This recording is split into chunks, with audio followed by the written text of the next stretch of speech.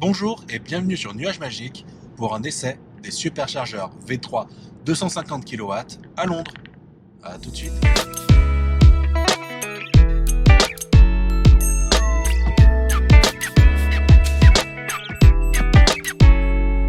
Nous sommes sur le chemin du retour depuis Coventry, Birmingham vers Genoa en Île-de-France et on va en profiter pour s'arrêter sur la route sur un superchargeur V3.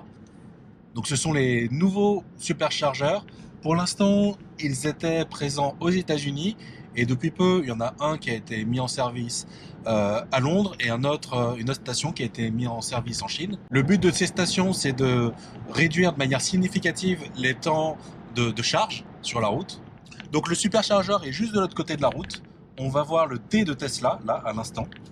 Donc dans un instant, on va devoir sortir et faire un demi-tour pour retourner sur nos pas et accéder au superchargeur. Je vais arriver avec un niveau de batterie convenable pour une supercharge.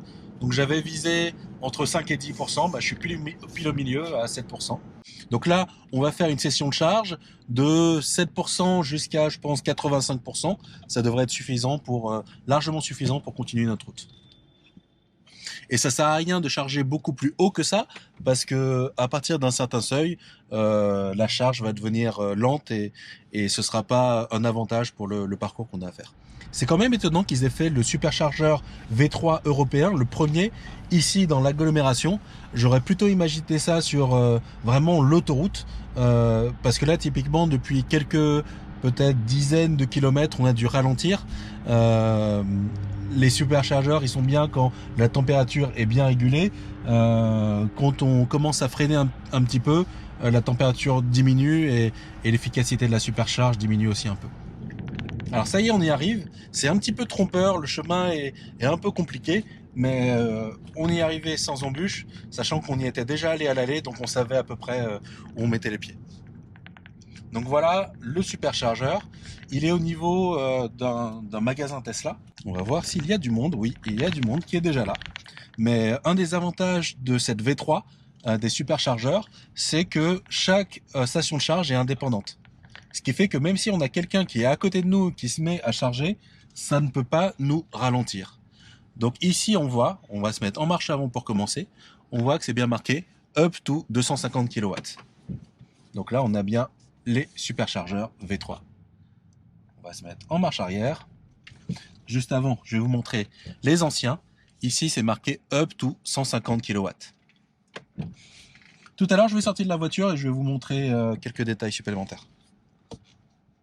Alors ça y est, on est arrivé. Je vais mettre la charge en route. Donc il est midi 3 et on commence avec 6% de charge. Ici, on voit qu'on a un seul câble, un câble CCS. D'habitude, sur les stations de supercharge, on a deux câbles. On a un câble type 2 qui fonctionne en continu pour toutes les anciennes modèles S et modèle X. Et on a un câble CCS pour les modèles 3 et les nouvelles voitures à venir, je pense. Alors, on appuie sur le bouton ici. On branche. Sur le câble, on voit qu'il est plus fin, plus léger. Il est beaucoup plus maniable que les anciens câbles. Ça clignote bleu, ça clignote vert. La session de charge va commencer. 250 kW, on va voir si on tient la promesse. Donc là, pour arriver à 85%, je pense que j'ai dû mettre 85%, il nous annonce 35 minutes. C'est toujours normal qu'au début de la session de charge, la puissance soit un peu plus faible. Au début de la session de charge, la tension de la batterie est plus faible, et donc du coup, on n'a pas le maximum de la puissance de charge. Mais petit à petit, ça devrait monter. On va voir.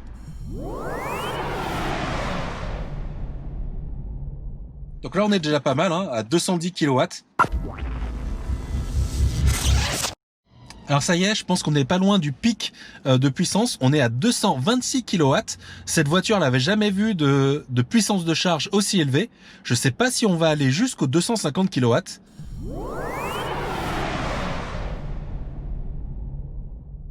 Bon malheureusement on voit que les 250 kW on n'y arrive pas. Par contre on voit qu'on a un équivalent de charge à plus de 1300 km/h. Ça veut dire que si on était au même rythme de charge et qu'on resterait pendant 1 heure, on aurait accumulé 1300 km d'autonomie. C'est vraiment très rapide. On voit que très rapidement ici, on est passé à 8 kWh. On a 18%. Et on reste quand même à plus de 200 kW. Je pense que typiquement, quand on se charge sur des bornes Ionity, le pic reste pendant beaucoup moins longtemps que ce qu'on a vu là. Ah, tiens, là, ça a descendu d'un coup et c'est remonté.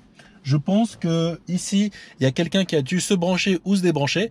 Il y a d'autres personnes qui sont arrivées sur la station. Je me demande de quelle manière ça peut impacter sur notre charge à nous. En tout cas, on voit toujours qu'on est autour des 200 kW. C'est vraiment impressionnant. Ce que je ferai, c'est que après coup, au moment où je vais finaliser le montage de la vidéo, je vais m'enregistrer sur Teslafi. Donc Teslafi, je vous en ai déjà parlé, c'est un outil qui permet de collecter tout un tas de statistiques sur les Tesla en se connectant avec vos identifiants. Il récupère des informations sur les sessions de charge, sur la consommation, sur le coût de votre charge. Donc c'est vraiment super comme outil et typiquement là ça va nous permettre de tracer de manière assez précise comment s'est passée la session de charge. Donc là on voit ça évolue tellement rapidement qu'on n'est même plus capable de lire. Mais on voit qu'on est toujours à plus de 190 kW. Ça va sûrement commencer à baisser parce qu'on arrive aux 25%. Donc là il y a quelqu'un qui est parti en modèle 3, il y a quelqu'un d'autre qui est arrivé. Donc je pense que tout ça, ça doit quand même jouer sur la vitesse de charge. Alors il se trouve que quand on avait les anciennes bornes superchargeurs, quand plusieurs personnes se mettaient, ça faisait diminuer la puissance de charge, mais de manière beaucoup plus importante que ce qu'on voit ici. Il faudra voir dans quelles conditions on peut arriver et profiter tout de suite des 250 kW.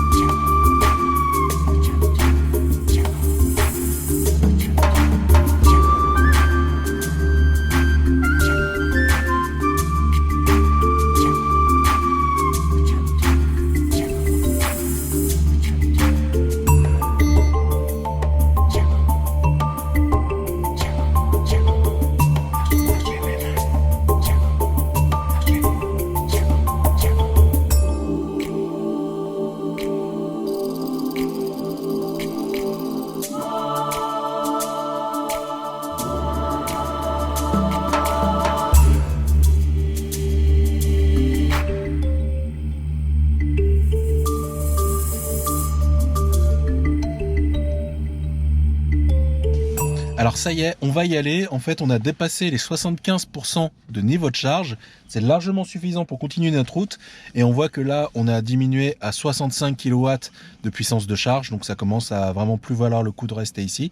Après coup, je vais regarder les stats sur Teslafi. Je vais comparer avec mes différentes sessions de supercharge. Et je vous ferai un débrief en voix off. Donc juste avant d'y aller, on va juste se rappeler la différence entre le superchargeur V3. Donc on voit que là, il y a un seul câble, un seul connecteur, le CCS, qui a marqué ici 250 kW pour le différencier des autres. Et ici, on n'a pas le câble qui permet de recharger les modèles S et les modèles X historiques. Et pour celle-là, il faut aller sur le superchargeur V2, qui est ici, up to 150 kW. Et là, par contre, on a bien les deux connecteurs qu'on retrouve d'habitude. Donc ça, c'est le même connecteur qu'on retrouve en France pour la modèle 3. Et là, on a le connecteur... Oula, il est lourd. On a le connecteur qu'on retrouve pour les modèles S et X. Là, quand on a les deux, les uns après les autres, on voit bien la différence au niveau de la masse, de l'encombrement, tout ça. Le superchargeur V3 est beaucoup mieux pour ça. Donc, on va continuer la route, on va se débrancher et direction Folkestone pour prendre le shuttle. Je vais vous montrer comment je récupère les données de charge sur Tesla Phi.